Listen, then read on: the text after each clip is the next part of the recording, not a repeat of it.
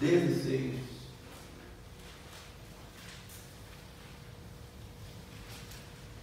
Ou melhor, vamos a partir do versículo 14.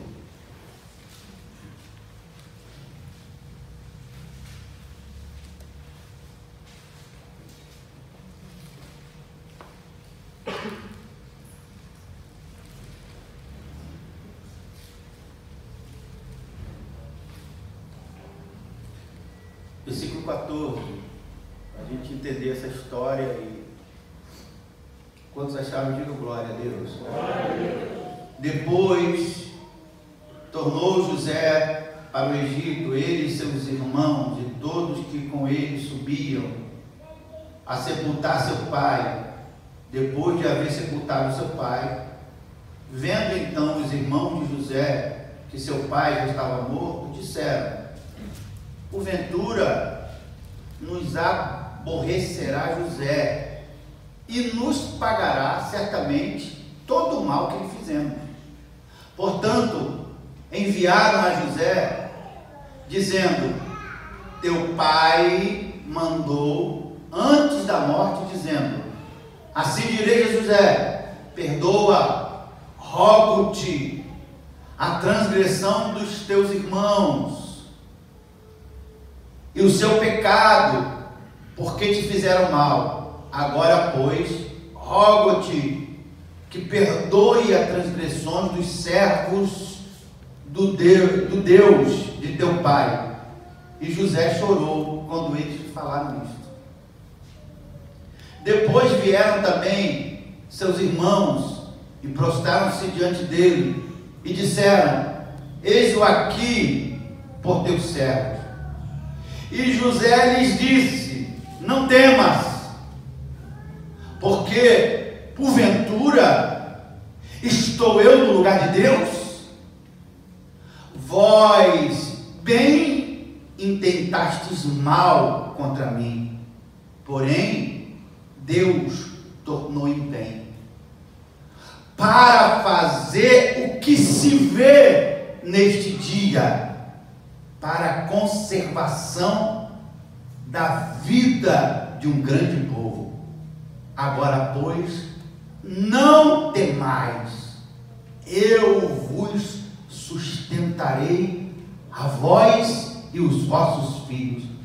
Assim os consolou e falou segundo o coração deles. Amém? Vamos repetir esse versículo após mim. Vós bem tentastes mal contra mim, porém Deus tornou em bem, para fazer como se vê no dia de hoje, para a conservação de um grande povo. Agora, pois, não temais, eu vos sustentarei, e cuidarei dos vossos filhos. Assim consolou José segundo o coração deles.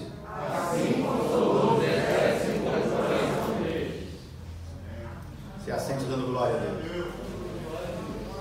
Esse aqui versículo, olhe para mim, esse versículo mostra quem José se tornou. Isso aqui mostra quem ele se tornou. Como todos nós somos obreiros e conhecemos o texto, eu vou só fazer uma breve síntese, um resumo. José, vocês sabem que José sonhava, tinha sonhos,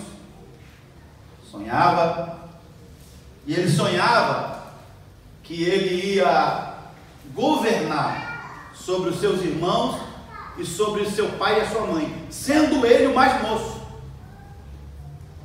o que não era do costume de Israel.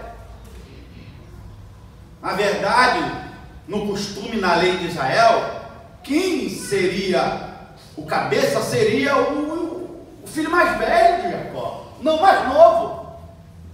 E José tinha esses sonhos e contava aos seus irmãos, e isso gerou inveja no coração deles.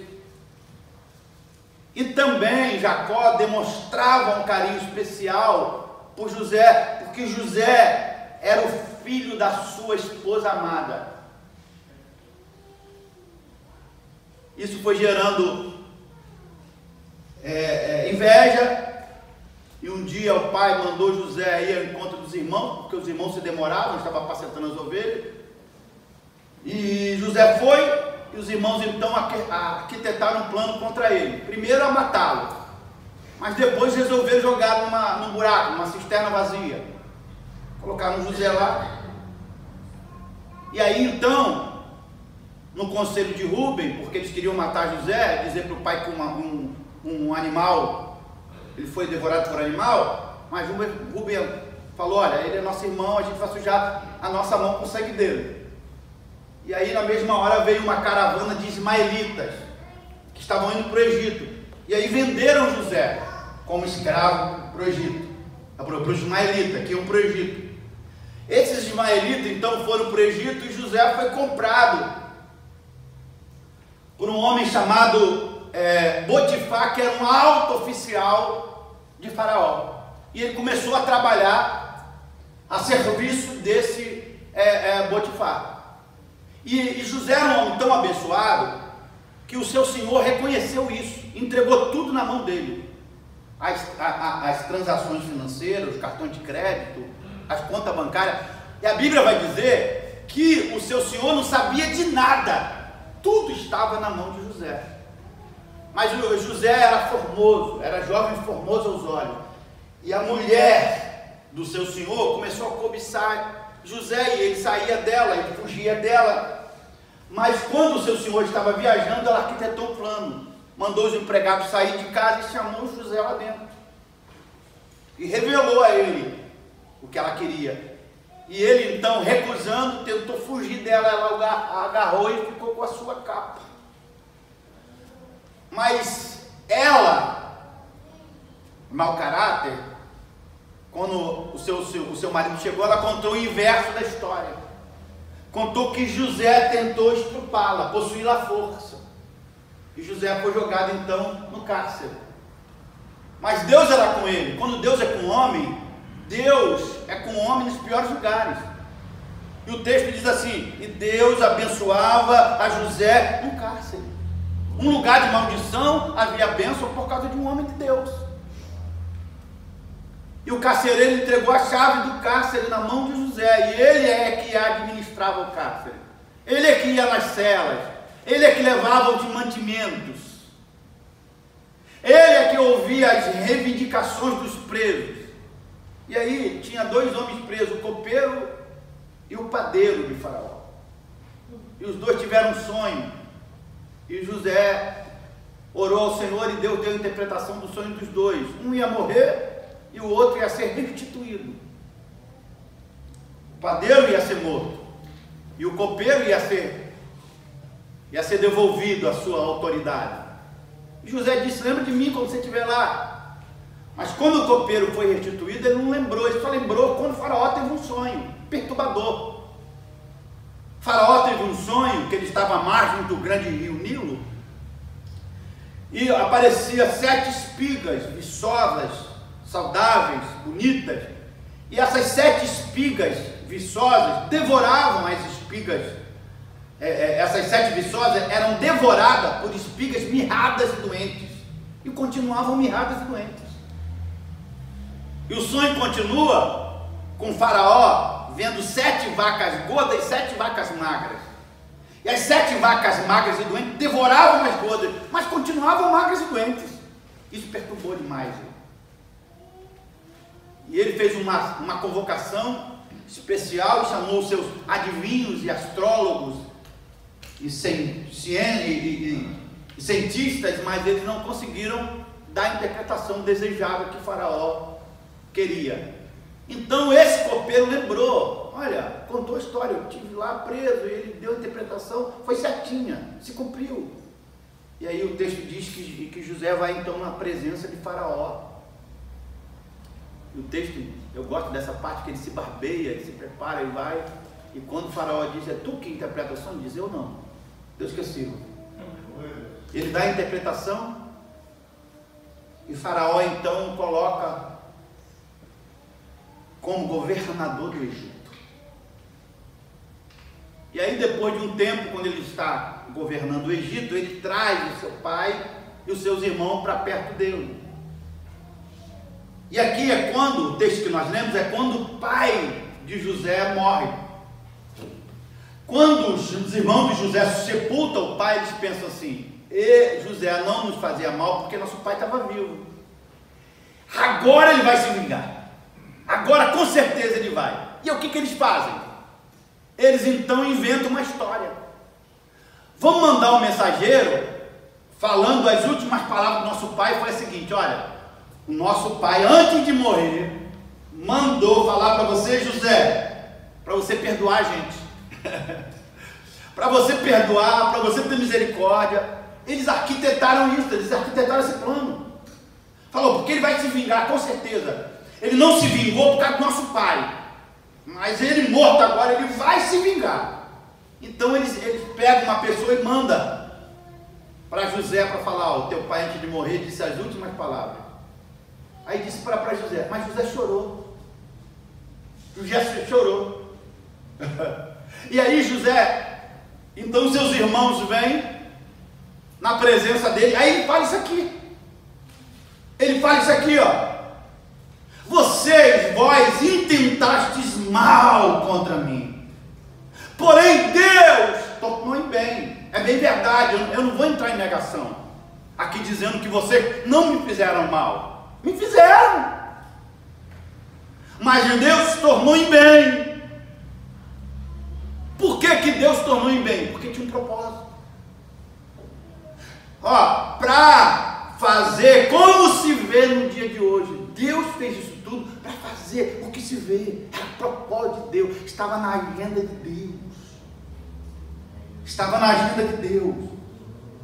Para quê? Para conservação. Deus está me usando para conservação de um grande povo. Olha só a consciência aqui de José. Olha como José entendeu. Como José entendeu. Aí ele diz para os seus irmãos: não, vocês não temam, porque eu entendi o propósito. Isso aqui não é pessoal, eu estou numa causa. Não tem nada a ver comigo, tem a ver com Deus, tem a ver com o seu povo, tem a ver com o seu reino, não tem a ver comigo. Eu não levei para o lado pessoal, eu não vou me vingar de vocês, porque eu entendi o propósito. Aí ele diz: eu vou cuidar de vocês, dos seus filhos. E o texto termina falando assim: e os consolou. E falou segundo o seu coração. Agora eu vou falar essa manhã sobre propósito. Parece que é uma coisa que não deveria se falar para obreiro, porque todo obreiro devia andar em propósito. Eu não gosto, por exemplo, de pessoas, ou melhor, eu gosto de pessoas focadas. Eu gosto de pessoas focadas. Eu não gosto de pessoas distraídas, que não tem foco naquilo que quer alcançar. Eu gosto, eu admiro, eu sou um observador de pessoas focadas, pessoas disciplinadas, que abrem mão do prazer porque estão na construção de um caminho, de um propósito. Eu gosto dessas pessoas. Algumas lutas que eu passei me forçaram, e eu agradeço por aquilo que eu passei, me forçaram a ser uma pessoa disciplinada. Me forçaram a ser uma pessoa disciplinada na minha alimentação, no meu estudo da Bíblia, nas coisas espirituais. Me forçaram. Porque se eu não fosse disciplinada, se eu não me voltasse para o lado da disciplina, eu não ia conseguir. Então eu gosto de pessoas disciplinadas. Eu gosto de pessoas que exercem disciplinas sobre ela. E eu tenho entendido que o diabo é o pai da distração. É o pai da distração. Ele cria uma dor, ele cria um sofrimento, ele inventa um negócio para quê? Para me distrair. um desconforto, uma luta. O diabo faz isso. Põe um empecilho para quê? Para nos distrair, para tirar do foco. E o obreiro, principalmente, ele é alvo dessa distração. Põe uma pessoa, põe um gadareno para perturbar. Que isso, pastor? Na vida de Jesus teve um gadareno, porque ele desceu lá na cidade.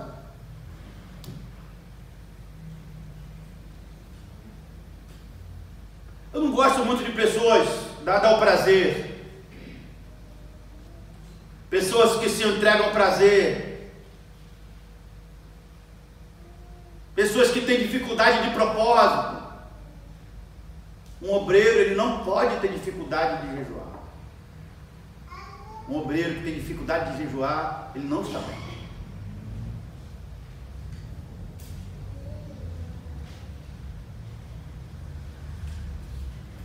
Pessoas que têm dificuldade de gerenciar o seu corpo.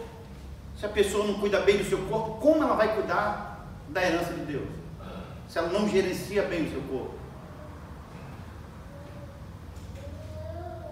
Eu não concebo que um obreiro, eu não gosto de médico, eu não vou a médico.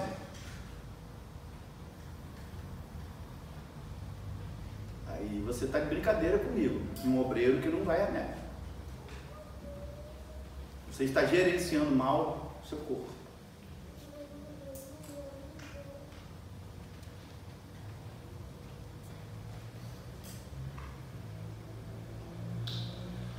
Então o obreiro precisa ser disciplinado, precisa ter disciplina. Se é que o obreiro tem um propósito na sua vida. Tem um propósito. Eu não gosto de pessoas dadas ao prazer. Entendeu? Que a vida circula em volta de unha, de cabelo. Eu não estou falando que não deve fazer. Deve fazer. Mas isso não deve ser o propósito da vida. Deve fazer, deve se cuidar. Não estou falando contra isso. Mas pessoas que vivem em prol de unha e cabelo. Malhação, vivem em propósito disso. A vida dessas pessoas roda em volta disso.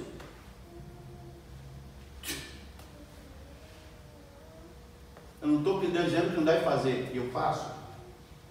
Eu estou falando que o objetivo e o propósito da vida não deve ser isso. Isso deve ser apenas uma preparação para o propósito.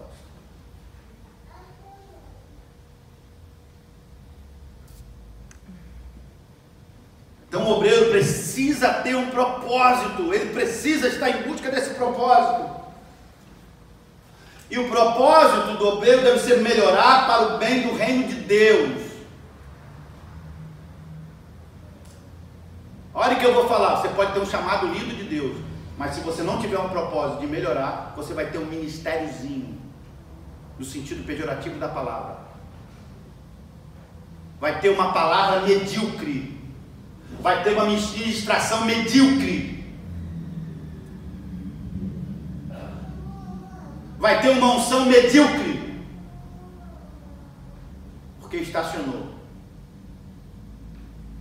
E deixa eu falar, quando um obreiro estaciona, ele se torna doença para o reino de Deus. Por quê? Quando o obreiro estaciona, ele impede que os outros venham e cresçam. Ele impede, ele fecha a tampa. Porque eu preciso crescer para que os que estão atrás de mim cresçam. E se eu não cresço, eu estaciono. E não pense que crescimento espiritual é passe de mágica. Que você dormindo até meio-dia, que você não estudando Bíblia, não jejuando, não orando, você vai crescer não. Não pense que você vai crescer, que Deus vai com uma varinha de cordão e vai acontecer alguma coisa que você não vai. Que o crescimento vem com propósito e disciplina rígida. Se você fazer uma análise da vida de Jesus, a Bíblia diz que ele crescia na graça e no conhecimento, ele estava em cima de monte, ele estava orando, ele estava... Se você analisar a vida biológica de Jesus, ele tinha uma vida completamente descontrolada. Biologicamente. Quando o pessoal estava dormindo, ele estava orando. O pessoal estava comendo, trouxeram a comida da cidade. Não, eu estou comendo uma comida que vocês não podem comer ainda, vocês vão comer. Então, se o obreiro não entender isso, em vez dele ser uma bênção, e o pior, que a gente quer tapar o sol com a peneira. O que é tapar o sol com a peneira? É muitas vezes eu subir aqui em cima e falar assim, a mensagem foi ruim. Eu sei. A gente precisa aprender a olhar assim, eu preguei mal. Eu fui mal, por quê? Não orei o suficiente, não busquei o suficiente, não entrei na presença de Deus o suficiente, então preguei mal. A gente, não foi boa. A gente precisa ser mais honesto e dizer, eu fui mal. A ministração não foi boa, eu fui mal. Mas dificilmente nós temos a maturidade, alcançamos a maturidade, amém? A maturidade de chegar a esse ponto, de dizer, eu não fiz o que deveria ter feito, então preguei mal, dei um alimento ruim. E a maioria das vezes, deixa eu ser bem honesto, o orgulho não nos deixa fazer isso. E a ausência de propósito e de disciplina para se alcançar o propósito faz isso. Faz o obreiro entrar no estado. Chegar aqui, o diácono, limpar a igreja rapidinho, de qualquer jeito, porque ele está com pressa. De qualquer jeito. E você sabe que não limpou como deveria ter limpo. Fez de qualquer jeito. Talvez ninguém saiba, pensa que está bom, mas Deus sabe. Deus sabe que não foi bom. Deus sabe quando você teve a oportunidade de dar uma palavra de oferta que você não se preparou. Você não deixou o Espírito ministrar, não buscou a palavra. Então, você não fez o que deveria ter feito. Mas a gente se engana. Ou a gente inventa desculpas. Fala que tá bom. Tá bom. Não foi boa. Quando a gente sabe que foi ruim. Por quê? Por falta de propósito. E por falta de disciplina de se alcançar o propósito. A maioria de nós não está nem na metade do que a gente pode ser. Não está nem na metade. A gente empurra o nosso ministério com a barriga. Empurra com a barriga.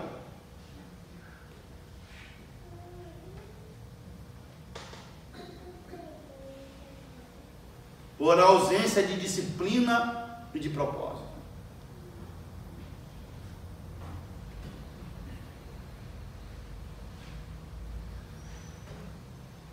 O filósofo espanhol do século XIX, Miguel, disse uma coisa interessante, olha só. Não seja o teu pesar por aquilo que fizestes, senão o propósito da tua melhora. Todo outro arrependimento é morte. Sabe o que ele está dizendo? Não tenha pesar, só o pesar para dizer assim, eu não fiz, eu tenho que orar, é verdade, o pastor está falando a verdade, eu tenho que orar, eu tenho que ler mais a Bíblia, que verdade, é verdade. Não seja esse pesar, seja o teu pesar para quê? O propósito começa agora, o propósito eu começo hoje. Se você tiver o pesar, não começar a fazer nada, isso é morte. Não adianta você ter o pesar, é isso que o filósofo está dizendo. Não adianta você, não, é verdade, não, pastor, concordo com o senhor. Não adianta nada você concordar comigo se não te fizer hoje tomar a decisão. Ele está dizendo, se o teu pesar não trouxer melhora, é morte. Então não adianta a gente saber o que tem que fazer. A gente tem que fazer. É a mesma coisa a pessoa que fica, não, olha, eu sei que tem que começar uma dieta. E o corpo está todo ruim, nunca começa. Aí na pizzaria sábado, a pessoa, não, hoje eu vou arrebentar, vou comer, porque segunda-feira eu vou fazer a dieta. Mas é mentira, é uma desculpa para comer mais, porque segunda-feira não vai começar a dieta. Então é isso que o filósofo está dizendo. Ele está dizendo, não adianta o pesar. Esse pesar é de morte. Se esse pesar não gerar uma atitude hoje. Quantos estão me entendendo? Diga glória a Deus. Pessoas dadas ao prazer irão viver uma vida frustrada. E sabe o que elas vão falar? Vão colocar a culpa nos outros. Elas vão frustrar. Elas não vão ter a unção que desejam, não vão ter a palavra que querem ter, não vão ter a habilidade de falar que querem ter, e vão sempre colocar a culpa nos outros. Não vão ter o corpo que querem, não vão ter a situação financeira que querem, e vão ficar frustrados e vão colocar a culpa nos outros. Mas na verdade a culpa é delas. Por quê? Porque elas nunca vão alcançar o sonho. Vão sonhar, mas nunca vão alcançar. Porque sonho é alcançado com trabalho e disciplina. É com trabalho, até nas coisas espirituais, trabalho e disciplina. Tem que pagar o preço da disciplina da construção. Se você quer construir uma mente teológica para ensinar e ser um doutor, você tem que construir isso. Você não vai acordar e um dia, você vai dormir, não vai acordar um dia com a mente cheia de Bíblia e vai ministrar que todo mundo vai ficar babando. Não vai acontecer isso. Não vai acontecer isso. Se você quer construir uma mente argumentativa, cheia de Bíblia, de ensinamento, você tem que estudar. E para estudar tem que ter disciplina. Ah não, porque Deus disse para mim que eu vou ser um pregador. Só se for aquele pregadorzinho de madeira, de roupa. Se você não estudar, não ter disciplina, vai ser aquele pregadorzinho de roupa. Só se for isso. Porque eu conheço um montão de gente que bateu no peito para mim e falou, não, porque eu tenho chamada de pastor. Camarada em vida indisciplinada. Doido. Como que vai ser? Não, porque Deus usou vários profetas que eu serei um pastor. Isso, continua no Netflix, continua dormindo tarde e acordando tarde. Isso, não lê Bíblia, não investe, não compra livro. Isso aí. Vai ser um pregadorzinho de roupa. Se for. Por que as pessoas no Brasil e até obreiros interpretam uma palavra profética como algo místico? A pessoa pensa que Deus falou e agora do nada, um dia eu vou acordar, um Silas Malafaia. Quando Deus fala uma palavra profética, é para a gente se posicionar na direção da palavra. Não é para a gente ficar em casa guardando Netflix e coisa vai acontecer, não. É se posicionar na direção da palavra. Agora, se eu estou aqui em cima e estou falando mal, não é culpa de Deus, é culpa minha. Eu é que não preparei devidamente a altura daquilo que Deus quer fazer.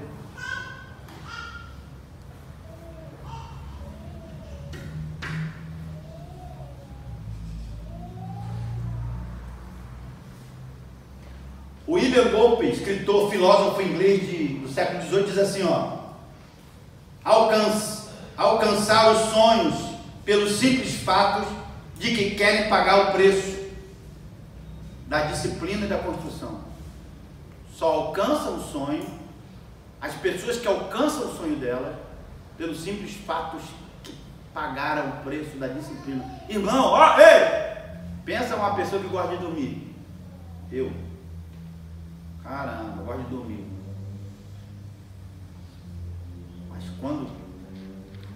Mas eu também gosto de ser disciplina. Eu gosto de me renunciar e acordar para fazer as coisas corretas.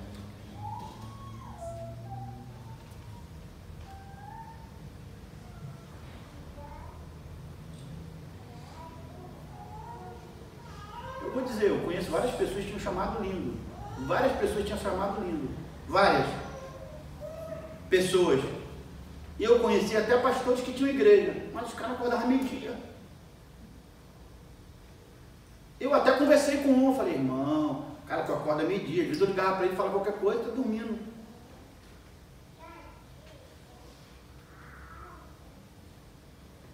Eu até falei, porque eu tenho amizade com ele, eu falei, mano, isso não vai dar certo não, cara. Não, rapaz. Aí aconteceu com a igreja, fechou. Não existe ministério sem disciplina. Não existe. Pessoas sem propósito se machucam com facilidade. Por quê? Porque estão à deriva na vida. Se machucam com facilidade porque estão à deriva. Quando você tem propósito, pisa no teu pé, você sabe para onde você vai. Peraí. Pessoas muito machucadas, muito feridas, é porque estão à deriva. Quando você tem propósito, você sabe que se machucar faz parte do percurso. Faz parte do percurso.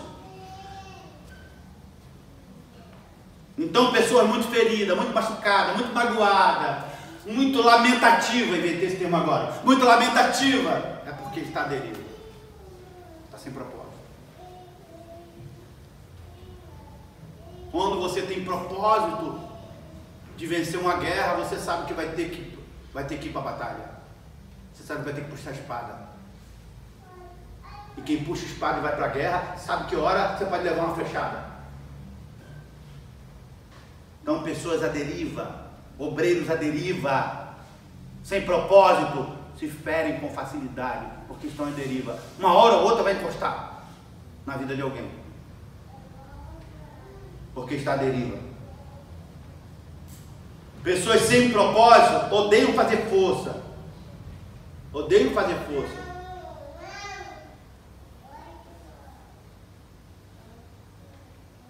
Eu escutei um pastor falar uma coisa, eu também concordo com ele. Eu detesto pastor que só sabe tocar violão e cantar. Você dá uma vassoura, o cara não sabe o que é uma vassoura. Eu não gosto, eu gosto de pastor que sabe pegar a vassoura, que sabe pegar um rolo. É horrível um obreiro, irmão.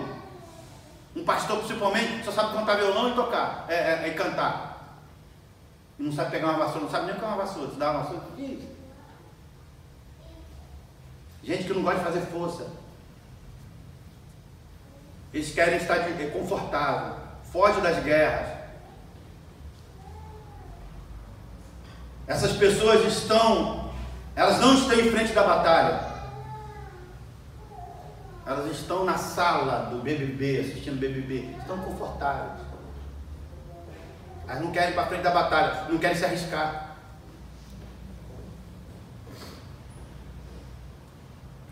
Precisa ter propósito, irmão.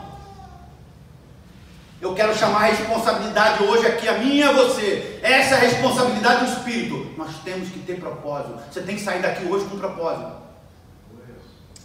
E você vai sair hoje aqui com propósito e amanhã já vai criar disciplina para alcançar o propósito.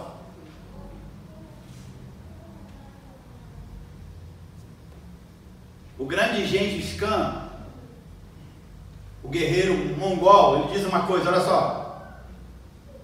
Sem a visão de um propósito, um homem não pode gerir a sua vida, muito menos a vida dos outros. Sabe o que ele está dizendo? Gengis Khan, se você não tem propósito, você não pode ser líder de ninguém. Senão você não vive no propósito, e você não vive pelo propósito, você não pode ser líder de ninguém, você não pode dar a mão para ninguém, você não pode profetizar para a vida de ninguém. Não pode, porque você não tem propósito. E não adianta, não pastor, eu tenho. Qual é a disciplina que você exerce pelo propósito? Se você diz que tem um propósito, mas não exerce disciplina, não vem com conversa fiada para mim. Se você tem um propósito e não tem disciplina, então você não tem propósito. O que você faz? Quantas horas você lê? Você jejua quando? Você acorda que horas? Você passa quantas horas estudando? Tem propósito. Qual é a disciplina? Porque não existe propósito sem disciplina.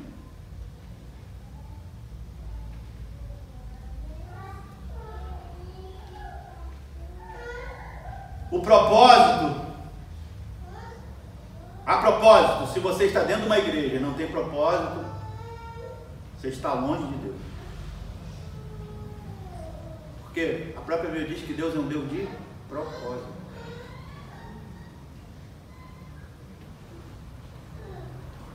Agora, eu quero já partir para a gente fazer um resumo disso aqui. Dentro desse texto, eu quero fazer uma pergunta para vocês. Por que toda essa injustiça e sofrimento e dor não destruíram José?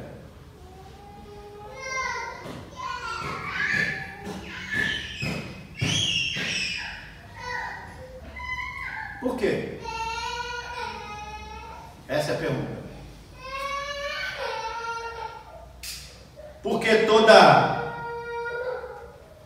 toda injustiça, porque é diferente. Ele recebeu injustiça da sua própria família. Foi os irmãos de José que venderam ele. Ele foi traído pelos seus irmãos.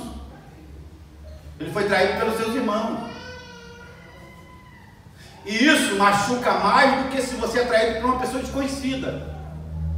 A minha pergunta é: por que esse sofrimento e essa dor?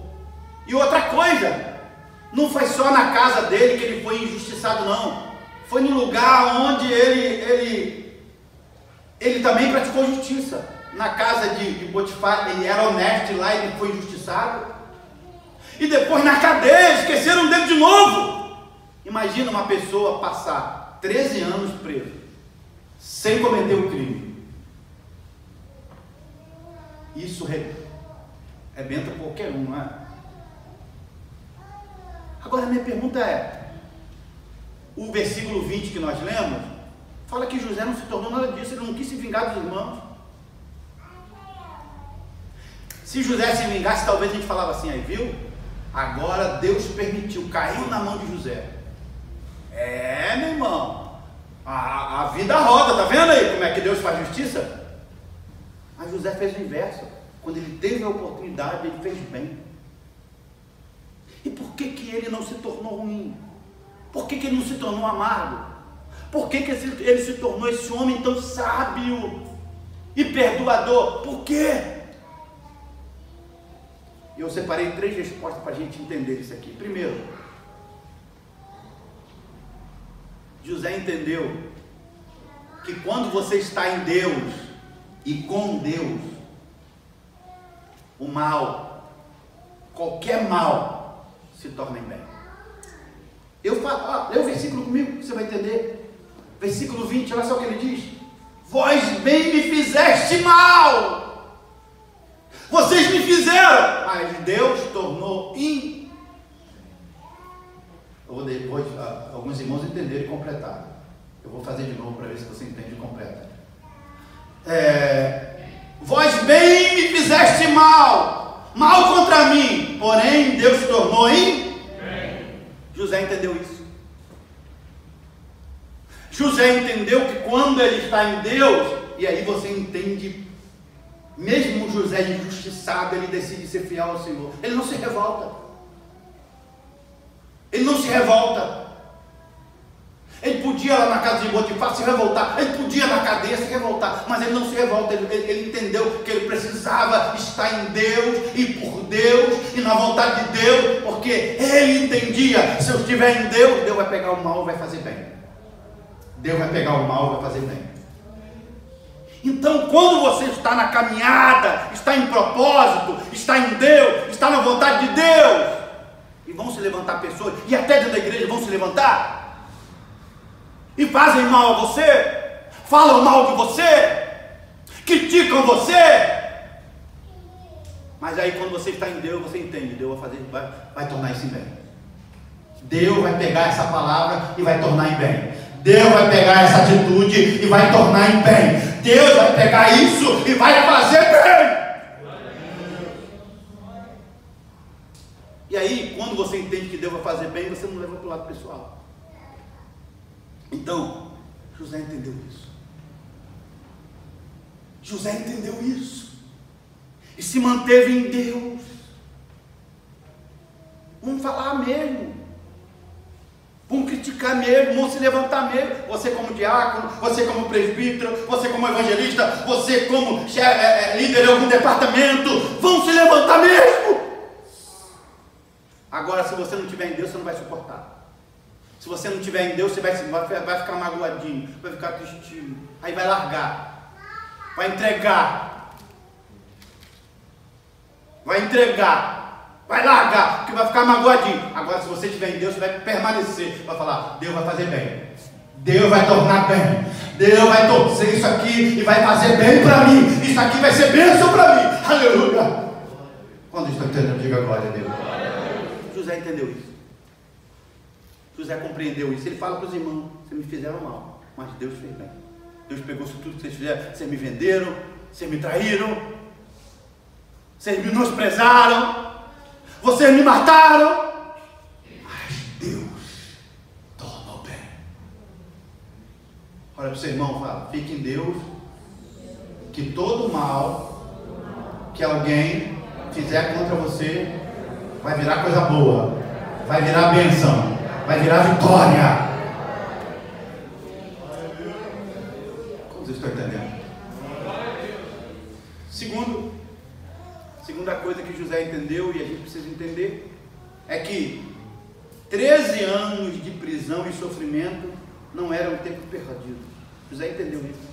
Era um tempo de preparação.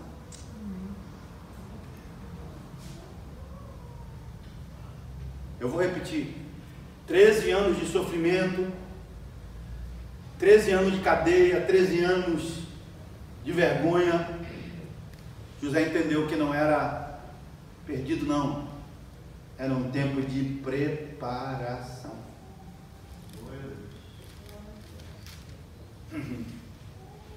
Sabe por quê? Eu gosto disso.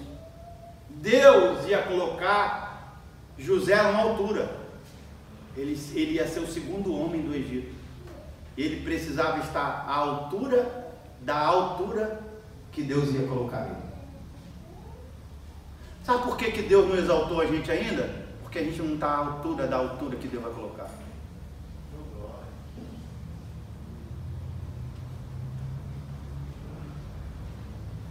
Não despreze as injúrias e os sofrimentos. Aprenda com eles. O sofrimento não deve nos causar angústia, deve causar aprendizado. O sofrimento não deve causar em nós, amém? Um sentimento de que a gente está sozinho. Não! O que o sofrimento deve causar em nós é amadurecimento. Sabe por quê? Deus não vai colocar ninguém em um lugar que ele não esteja à altura para tal. Então, a casa de Potifar e a prisão estava colocando José à altura do que ele precisava, à altura do lugar. Sabe a coisa mais feia que tem? É uma pessoa que não está à altura da posição que está.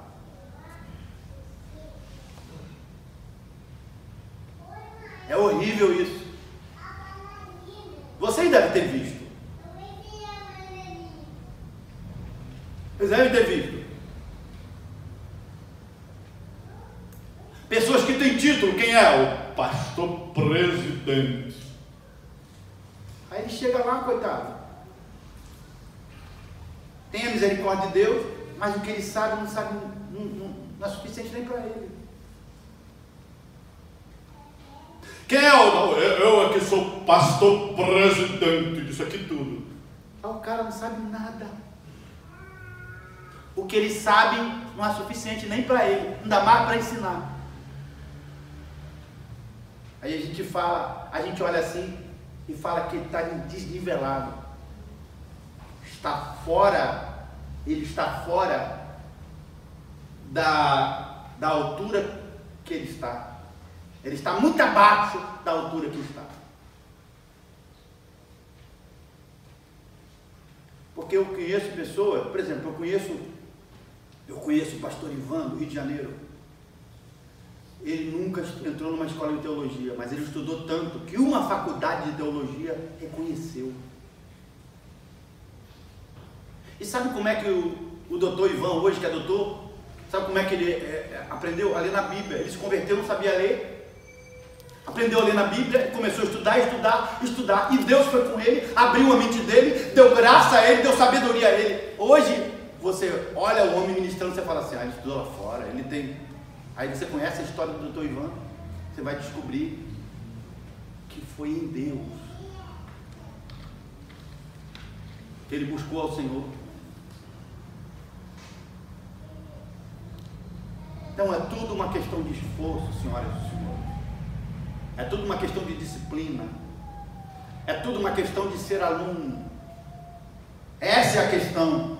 E José entendeu isso. José entendeu que a cadeia era uma escola, que a casa de Potifar era uma escola, que aquilo tudo era uma escola. Ele não se menosprezou, ele não sentiu vítima da situação, ele se impôs, se colocou na posição de aluno. Ele diz: Deus tem coisa maior, eu preciso aprender com isso.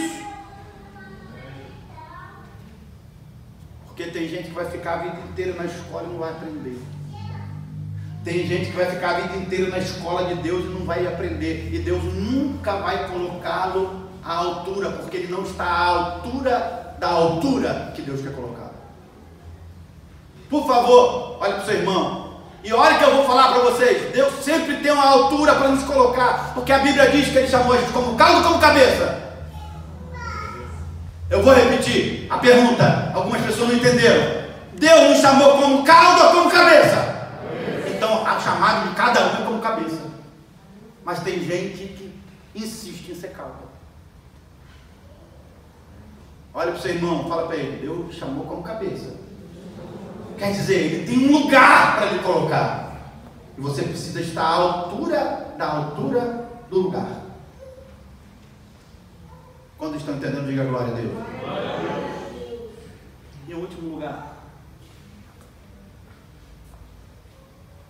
José entendeu que o propósito de Deus na sua vida, José entendeu que o propósito é maior do que o sofrimento.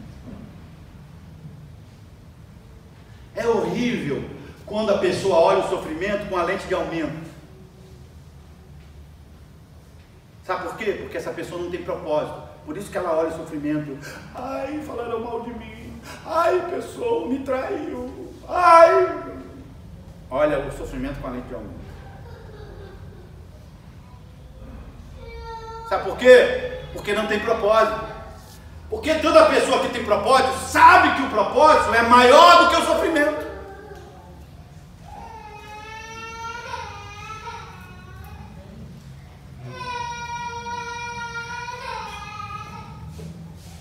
E José entendeu isso.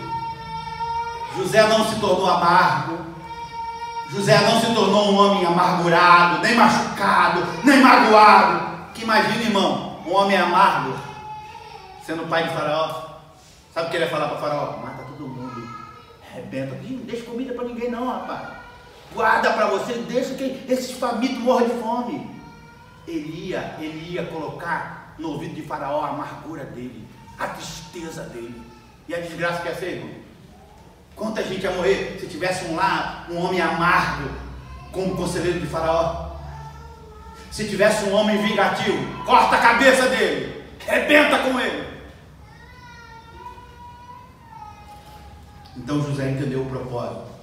José entendeu que o propósito era maior do que o sofrimento.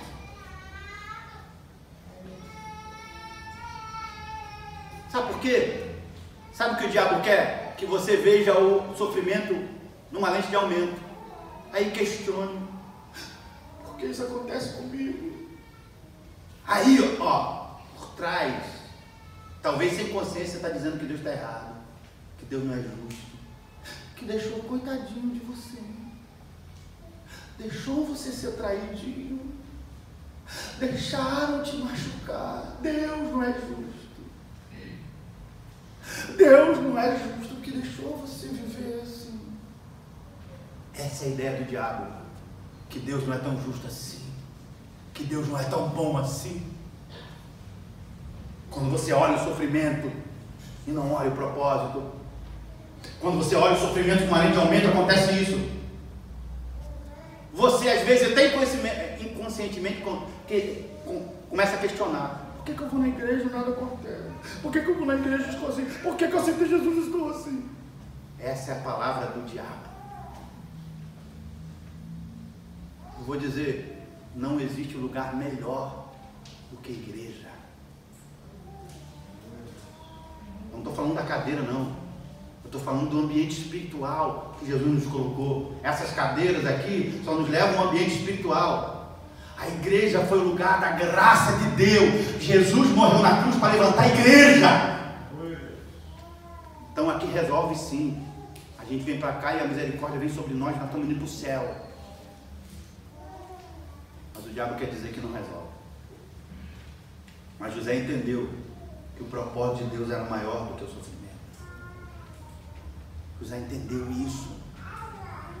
Irmãos, e quando a gente lê o versículo, a gente entende como José entendeu o propósito. Olha só, eu vou ler para você a palavra de José. Vós intentastes mal contra mim, porém Deus tornou em bem. Olha só, olha como é que ele entendeu o propósito. Para fazer como se vê no dia de hoje. Para a conservação da vida de um grande povo.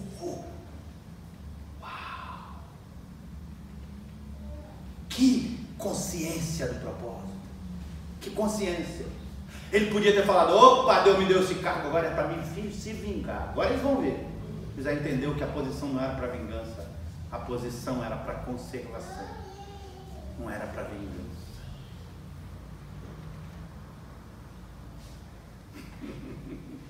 Toda exaltação não é para vingança. Não é para mostrar. É para conservar. Eu vou repetir isso, depois se você quiser postar lá no seu Instagram, você posta. Toda exaltação não é para vingança, é para conservação. Repita comigo: toda exaltação não é para vingança, é para conservação e para cuidado. José entendeu que ele tinha que conservar o povo dele vivo e cuidar dos irmãos dele. Uau!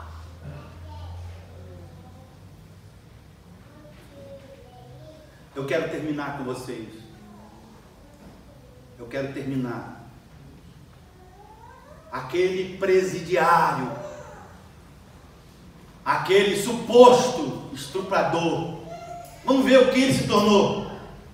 Aquele presidiário, aquele suposto, quem Deus tornou ele, o que Deus fez com ele, aonde Deus colocou ele, pelo fato dele ter propósito. Se eu falar uma coisa para você, sabia, se você estabelecer propósito e estabelecer disciplina para alcançar esse propósito, Deus pode levar você a lugares que você nem imaginaria que ia chegar? Eu quero ler esse texto com vocês e termino. Gênesis 41, versículo 40.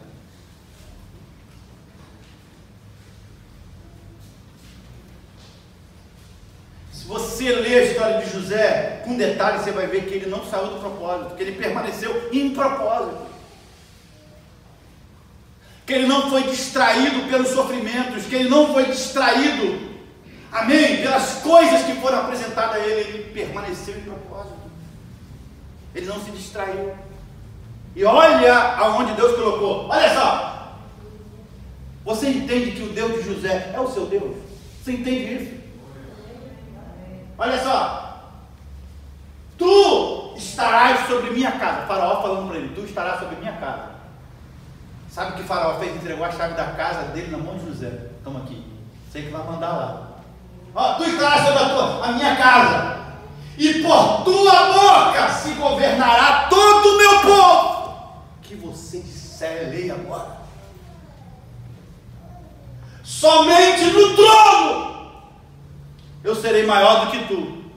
Quer dizer, quando os dois estavam andando no Egito, pastor Luiz, José era maior.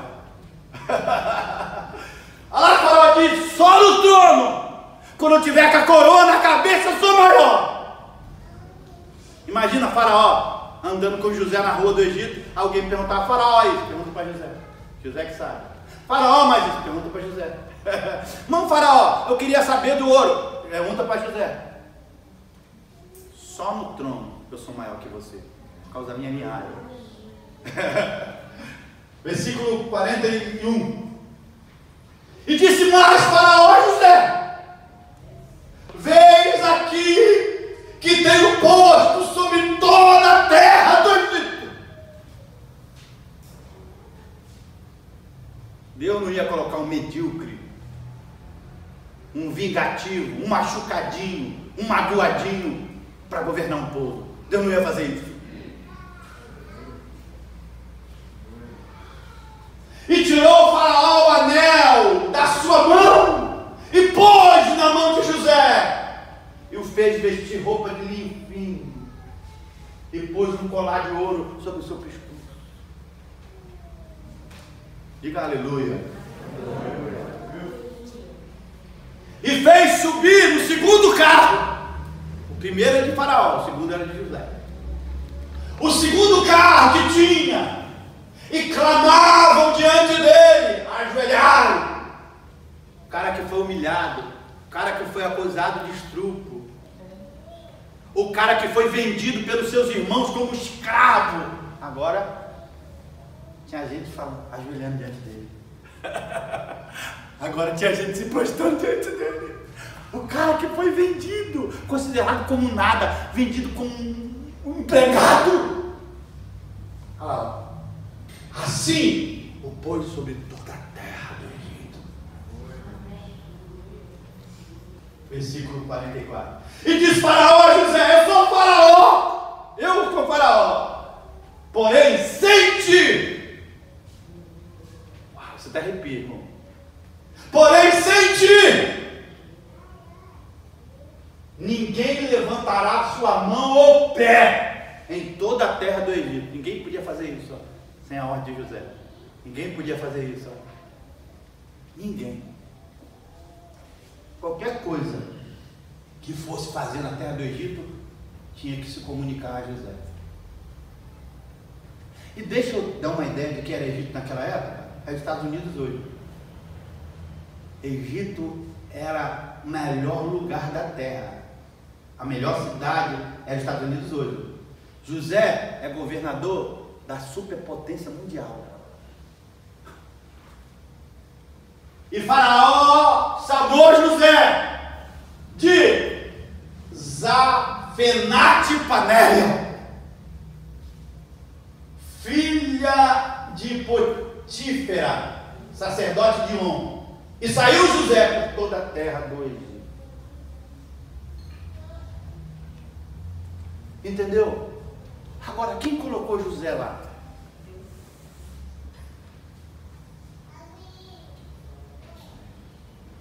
Olha só, você tem que estar à altura da honra que Deus vai te colocar. Deus não vai te dar honra acima da tua altura. Deus não vai te dar nenhuma honra acima da sua altura. Ah, não, porque o homem não me reconhece. Não, o homem não, é Deus. É Deus que não reconhece. Porque você só vai estar. Deus só vai colocar você na altura da altura que você tem. Eu vou repetir. Deus só vai te colocar à altura da altura que você tem. E sabe como é que a gente cresce? Com propósito, com disciplina. Tá? A gente cresce com propósito e com disciplina. Quem não tem propósito, não tem disciplina, vai virar medíocre.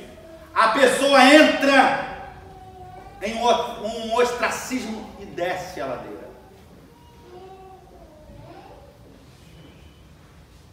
Se você for um obreiro, uma mulher de Deus, um homem de Deus, e você está aqui, e se você não buscar crescer, você vai descer.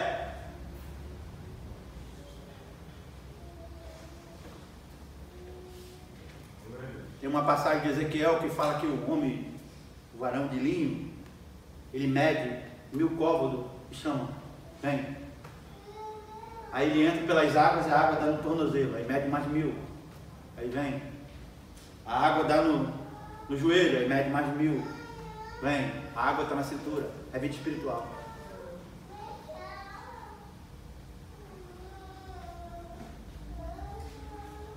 É vida espiritual.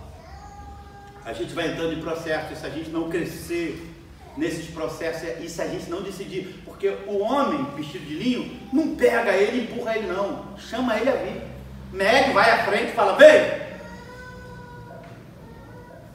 E o texto deixa transparecer que o indivíduo é que percorre o caminho por dentro das águas. E quanto mais ele vai se aprofundando nas águas, mais é a dificuldade para percorrer o caminho. Precisa de mais força, precisa de mais disciplina. Vocês já andaram aqui por dentro da água, e não é fácil andar por dentro de água, ainda mais quando ela vai se aprofundando. Então, essa manhã a gente precisa acordar. A gente precisa ser despertado para um propósito. Cada um de nós precisamos entrar em propósito. Aonde eu posso crescer? Aonde eu posso ir? Você vê quando você planta uma árvore em determinado lugar, é coberto, ela procura o sol. Já viu que ela procura o sol? Já viu árvores que tinha só um buraquinho assim no teto, ela saiu pelo buraquinho? O cristão precisa ser assim. A gente precisa buscar o lugar, o propósito, a disciplina, aonde a gente vai crescer, aonde a gente vai florescer e aonde a gente vai crescer. A gente não pode ficar, amém, desfrutando do que a gente tem aqui e falar, está muito bom, eu vou ficar por aqui. Não!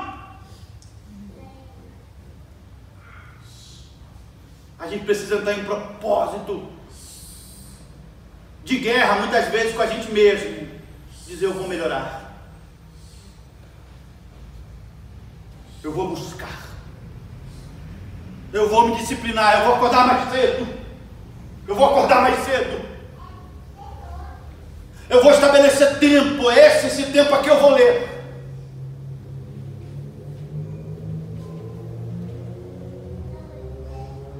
Irmãos, eu adoro pescar. Como eu gosto de pescar, todo mundo sabe disso. E os irmãos aqui, Vinícius, esse dia, pastor, vamos pescar. Eu falei, não posso, mano. Né, Vinícius? Esse dia me chamou, o pastor ligou para mim, aqui está dando peixe, vamos pescar. Eu falei, não posso. Que vontade de pescar, irmão. E esses caras chamam para pescar e mandam a foto do peixe, aí o pessoal pegando. Irmão, imagina um cara que gosta de pescar, sou eu. Mas eu tinha matéria para estudar. Aí eu me renunciei e fiquei para estudar. Quantas vezes a minha esposa fala assim, vamos em tal lugar, vamos aqui tomar um cafezinho ali, expresso, vamos fazer isso. Eu falei, eu não posso, eu tenho que estudar. Tenho que estudar.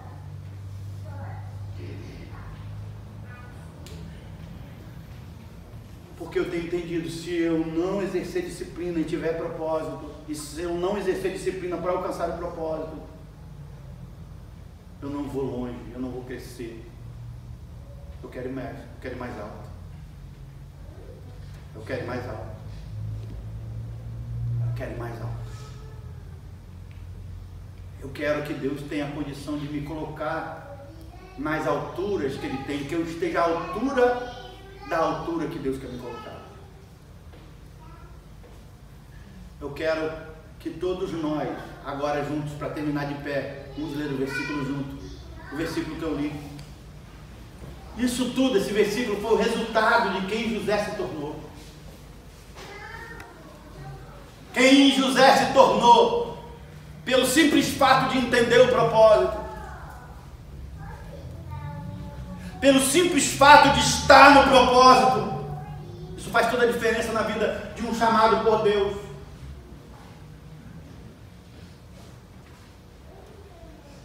Quando você não entende o sofrimento do chamado, quando você não entende o propósito do chamado, você larga, você deixa, vira um peso.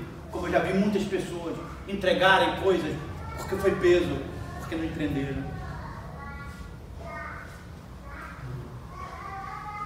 Agora, quando você entende o propósito e entra em disciplina pelo propósito, você cresce.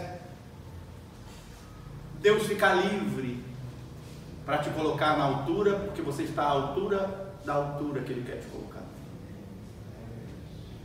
A pergunta que eu faço todos os dias é: eu estou à altura? Da altura que Deus quer me colocar? Se Deus hoje quisesse me colocar em determinada altura, eu estou à altura? Porque esse já é o plano de Deus. Ele diz: eu o chamei como cabeça e não como cauda. Já é o plano de Deus. Deus já tem esse plano para cada um de nós. Mas eu estou à altura?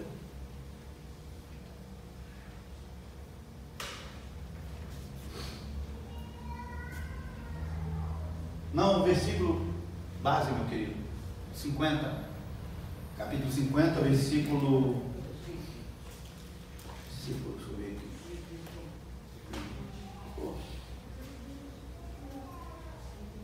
Não, o último lá, o outro, é o 20. É o 20. 20. Aí. Vós, isso aqui, eu chamo esse versículo, aí mostra quem José se tornou. Quem José se tornou.